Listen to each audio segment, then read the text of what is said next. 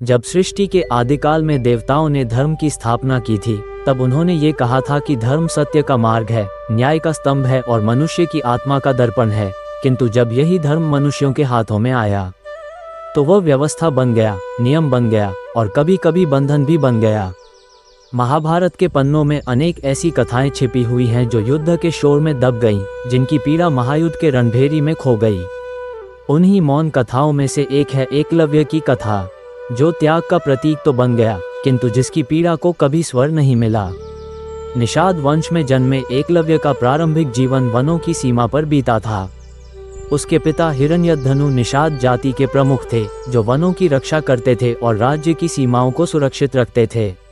निषाद समाज को समाज की मुख्यधारा से दूर रखा गया था। उन्हें क्षत्रियों के समान अधिकार प्राप्त नहीं थे और उनके बालकों को राजकुमारों के साथ शिक्षा पाने का अवसर नहीं मिलता था। किंतु एकलव्य का हृदय सामान्य बालकों से भिन्न था। जब वह वनों में विचरण करता था और पक्षियों की उड़ान देखता था, तो उसके मन में एक तीव्र अभिलाषा जन्म लेती थी। वह धनुष और बाण को केवल शिकार का साधन नहीं मानता था, बल्कि उसमें एक कला देखता था, एक साधना देखता था, एक ऐसा मार्ग देखता था जो उसे अपनी सीमाओं से परे ले जा सकता था। जब एकलव्य ने सुना कि हस्तिनापुर में आचार्य द्रोणाचार्य धनुर्विद्या के महानतम गुरु हैं, जो कौरवों और पांडवों को शस्त्र विद्या की शिक्षा प्रदान कर रहे हैं, तो उसके हृदय में एक आशा की किरण जगमगा उठी। वह अपने पिता से आज्ञा लेकर हस्तिनापुर की ओर चल पड़ा। उसके पैरों में चप्पल भी पूर्ण नहीं थी, वस्त्र भी सामान्य थे, किंतु उसकी आंखों में एक अदम्य संकल्प था। जब वह आचार्य द्रोणाचार्य के समक्ष पहुंचा और उनके चरणों में प्रणाम किया, तो उसने विनम्रता से निवेदन किया कि वह उनसे धनुर्विद्या सीखना चाहता है। आचार्य द्रोणाचार्य ने एकलव्य को देखा। उन्होंने उसके वस्त्रों को देखा, उसके रंग को देखा, उसकी जाति को पहचाना। उनके मन में एक विचार आया कि यदि वो इस निषाद बालक को शिक्षा देंगे तो ये राजकुमारों की गरिमा के विरुद्ध होगा। उन्होंने ये भी सोचा कि क्षत्रिय धर्म और राजकीय शिक्षा केवल उन्हीं के लिए है जो उस वर्ण में जन्मे हों। उन्होंने एकलव्य से कहा कि वह केवल राजकुमारों को ही शिक्षा देते हैं और निषाद वंश के बालकों को यह अधिकार प्राप्त नहीं है। उनके शब्द कठोर नहीं थे, किंतु उनका अर्थ अत्यंत स्पष्ट था।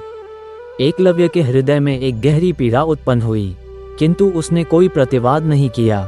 वो मौन रहा, प्रणाम किया और वहां से लौट गया। लौटते समय एकलव्य का मन भारी था, किंतु उसका संकल्प टूटा नहीं था। उसने सोचा कि यदि गुरु ने उसे शिष्य के रूप में स्वीकार नहीं किया, तो भी वो गुरु की शिक्षा से वंचित नहीं रहेगा। उसने वन की गहराइयों में जाकर मिट्टी से आचार्य द्रोणाचार्य की प्रतिमा बनाई। वो प्रतिमा जीवंत प्रतीत होती थी, मानो स्वयं आचार्य वहां विराजमान हों। एकलव्य ने उस प्रतिमा के समक्ष संकल्प लिया कि वह इसे ही अपना गुरु मानेगा और इसी के सामने तपस्या करेगा। उस दिन से एकलव्य की साधना आरंभ हुई। प्रातःकाल सूर्योदय से पूर्व वह उठता था, गुरु प्रतिमा के समक्ष प्रणाम करता था और फिर धनुष और बाण लेकर अभ्यास में लीन हो जाता था। उसका अभ्यास केवल शारीरिक नहीं था, बल्कि आध्यात्मिक था। वह मानता था कि गुरु केवल भौतिक शरीर में नहीं होते, बल्कि उनका ज्ञान, उनकी शिक्षा और उनकी उपस्थिति भक्ति और श्रद्धा से प्राप्त की जा सकती है। वह वृक्षों पर लक्ष्य बनाता था, पत्तों पर निशाना साधता था और हवा में उड़ते पक्षियों को बिना क्षति पहुंचाए उनके पंखों के मध्य से बाण निकाल देता था। उसकी एकाग्रता इतनी गहन थी कि वह भूख और प्यास को भी भूल जाता था। वर्षा हो या धूप, शीत हो या ग्रीष्म, उसकी साधना कभी रुकी नहीं। वर्षों बीत गए, एकलव्य की धनुर्विद्या अद्भुत स्तर तक पहुंच गई थी। उसके हाथों में धनुष ऐसा लगता था मानो वह उसके शरीर का ही अंग हो। वह अंधकार में भी लक्ष्य को भेद सकता था और ध्वनि सुनकर ही किसी भी दिशा में बाण छोड़ सकता था। एक दिन आचार्य द्रोणाचार्य अपने शिष्यों के साथ वन में भ्रमण कर रहे थे। उनके साथ अर्जुन, भीम और अन्य राजकुमार भी थे। वन में एक कुत्ता भौंकने लगा, जिसकी आवाज से वातावरण में खलबली मच गई। अचानक उस कुत्ते की आवाज रुक गई। जब शिष्यों ने उसे देखा तो वे विस्मित रह गए। कुत्ते के मुख में 7 बाण इस प्रकार से धंसे हुए थे कि उसे कोई क्षति नहीं हुई थी, केवल उसका मुख बंद हो गया था और वो भौंक नहीं सकता था। यह ऐसी कुशलता थी जो केवल एक महान धनुर्धर ही कर सकता था। अर्जुन ने ये देखा तो उसके मन में आश्चर्य और असुरक्षा का भाव उत्पन्न हुआ। उसे अपने गुरु ने सदैव कहा था कि वह संसार का सबसे महान धनुर्धर बनेगा, कि उसके समान कोई योद्धा नहीं होगा, किंतु ये कौशल तो उससे भी श्रेष्ठ प्रतीत होता था। द्रोणाचार्य भी चकित हुए और उन्होंने पूछा कि यह कार्य किसने किया। शिष्यों ने वन में खोज आरंभ की और उन्हें एकलव्य मिला, जो अपनी धनुष साधना में लीन था। जब द्रोणाचार्य ने उससे पूछा कि उसने यह विद्या किससे सीखी, तो एकलव्य ने विनम्रतापूर्वक उत्तर दिया कि उसने ये सब अपने गुरु आचार्य द्रोणाचार्य से ही सीखा है। द्रोणाचार्य स्तब्ध रह गए। उन्होंने कहा कि उन्होंने तो उसे कभी शिक्षा नहीं दी। तब एकलव्य ने उन्हें अपनी साधना स्थली पर ले जाकर मिट्टी की प्रतिमा दिखाई और कहा कि यही उनके गुरु हैं। उसने बताया कि प्रतिदिन वह इसी प्रतिमा के समक्ष प्रणाम करता है और इसी से शिक्षा ग्रहण करता है। उसकी श्रद्धा, उसकी भक्ति और उसका समर्पण इतना गहन था कि द्रोणाचार्य भी उसे देखकर भाव विभोर हो गए। किंतु उसी क्षण द्रोणाचार्य के मन में एक विचार आया। उन्होंने अर्जुन को देखा, जो उनका प्रिय शिष्य था, जिसे उन्होंने संसार का सर्वश्रेष्ठ धनुर्धर बनाने का संकल्प लिया था।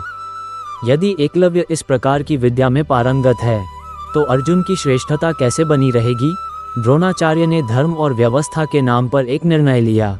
उन्होंने एकलव्य से कहा कि यदि वह उन्हें अपना गुरु मानता है तो उसे गुरु दक्षिणा देनी होगी। एकलव्य का हृदय आनंद से भर गया। उसने सोचा कि अंततः उसके गुरु ने उसे स्वीकार कर लिया है। उसने तत्काल कहा कि वह कुछ भी देने को तैयार है। तब द्रोणाचार्य ने कहा कि वह अपने दाहिने हाथ का अंगूठा गुरु दक्षिणा में दे दे। ये सुनकर वन में सन्नाटा छा गया। वृक्षों की पत्तियां मानो रुक गईं, पक्षियों का कलरव मानो थम गया। एकलव्य के लिए ये केवल एक शारीरिक अंग नहीं था, यह उसकी साधना थी, उसके जीवन का उद्देश्य था, उसकी पहचान थी। धनुर्धर के लिए दाहिने हाथ का अंगूठा वो अंग है जिसके बिना धनुष चलाना असंभव हो जाता है।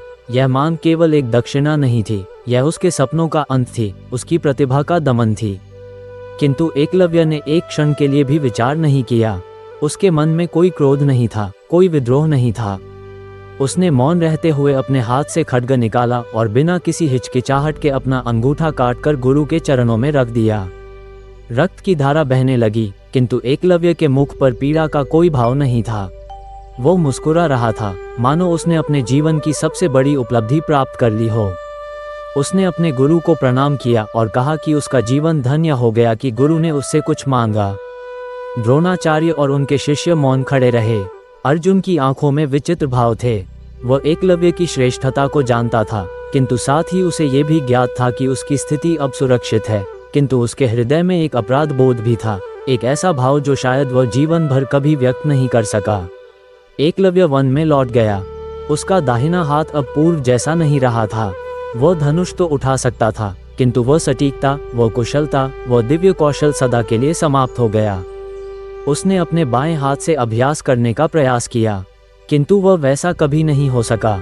उसके जीवन का उद्देश्य, उसकी तपस्या, उसकी साधना सब कुछ एक क्षण में समाप्त हो गया था। किंतु एकलव्य ने कभी अपने गुरु के प्रति कोई कटुता नहीं रखी। उसने कभी यह नहीं कहा कि उसके साथ अन्याय हुआ। वो मौन रहा, किंतु उसके मौन में एक प्रश्न था, एक ऐसा प्रश्न जो महाभारत के पन्नों में कहीं दबा रह गया। क्या धर्म यही है कि जन्म के आधार पर प्रतिभा को कुचल दिया जाए? क्या गुरु का कर्तव्य केवल राजकुमारों की रक्षा करना है? क्या न्याय केवल उन्हीं के लिए है जो सत्ता के करीब हैं? महाभारत के महायुद्ध में जब कौरव और पांडव आमने सामने खड़े हुए, जब अर्जुन ने अपना गांडीव उठाया और रणभूमि में अपना पराक्रम दिखाया, तब एकलव्य कहाँ था? उसका नाम युद्ध की कथाओं में कहीं नहीं आता। कुछ कथाओं में यह उल्लेख है कि वह कौरवों की ओर से युद्ध में सम्मिलित हुआ था और श्री कृष्ण के हाथों उसका अंत हुआ था। किंतु ये भी एक विडंबना ही है कि जिस व्यक्ति की प्रतिभा को जन्म के आधार पर कुचल दिया गया, वह अंततः उसी व्यवस्था के विरुद्ध खड़ा हो गया जिसने उसे कभी स्वीकार नहीं किया। एकलव्य की कथा केवल त्याग की कथा नहीं है, ये प्रश्न की कथा है। यह उस व्यवस्था पर प्रश्न है जो प्रतिभा को जन्म से तौलती है, जो योग्यता को वर्ण से परखती है। आचार्य द्रोणाचार्य महान गुरु थे, इसमें कोई संदेह नहीं। किंतु क्या उनका यह निर्णय धर्म था? क्या यह न्याय था, या ये केवल व्यवस्था की सुरक्षा थी? जब हम शास्त्रों को पढ़ते हैं तो हमें ये समझना होगा कि धर्म केवल नियमों का पालन नहीं है। धर्म वह है जो हृदय में सत्य को जन्म देता है, जो समानता को स्थापित करता है, जो प्रत्येक मनुष्य को उसकी योग्यता के आधार पर अवसर प्रदान करता है। एकलव्य का त्याग महान था, किंतु उससे भी बड़ा प्रश्न ये है कि क्या उसे त्याग करने की आवश्यकता ही थी? क्या उस त्याग को रोकने का दायित्व धर्म का नहीं था?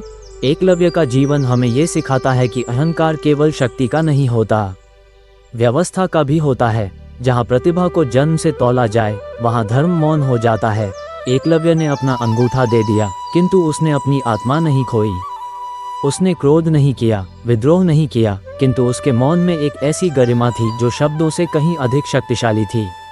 आज जब हम एकलव्य को याद करते हैं तो हमें केवल उसके त्याग को ही नहीं देखना चाहिए, बल्कि उस अन्याय को भी देखना चाहिए जो उसके साथ हुआ। हमें ये प्रश्न करना चाहिए कि क्या आज भी हमारे समाज में ऐसे एकलव्य हैं जिनकी प्रतिभा को जन्म, जाति, धर्म या किसी अन्य आधार पर दबाया जा रहा है? क्या हम आज भी उसी व्यवस्था का हिस्सा हैं जो योग्यता को नहीं बल्कि पृष्ठभूमि को देखती है? एकलव्य की कथा समाप्त नहीं हुई है, वो आज भी जीवित है, उन सभी मनुष्यों में जो अपनी प्रतिभा के बावजूद अवसर से वंचित रह जाते हैं। वो उन सभी में जीवित है जो मौन रहते हैं किंतु अपने संकल्प को नहीं खोते। एकलव्य का सबसे बड़ा पाठ ये है कि सबसे बड़ा बल हथियार नहीं होता, बल्कि वह सहनशीलता होती है जो अन्याय के बाद भी धर्म से विमुख नहीं होती, जो पीड़ा के बाद भी क्रोध को नहीं चुनती और जो त्याग के बाद भी अपनी गरिमा को नहीं खोती। एकलव्य का अंगूठा तो कट गया, किंतु उसकी कथा आज भी हमारे हृदय में जीवित है, हमें ये याद दिलाने के लिए कि धर्म केवल शास्त्रों में नहीं बल्कि हमारे कर्मों में होना चाहिए।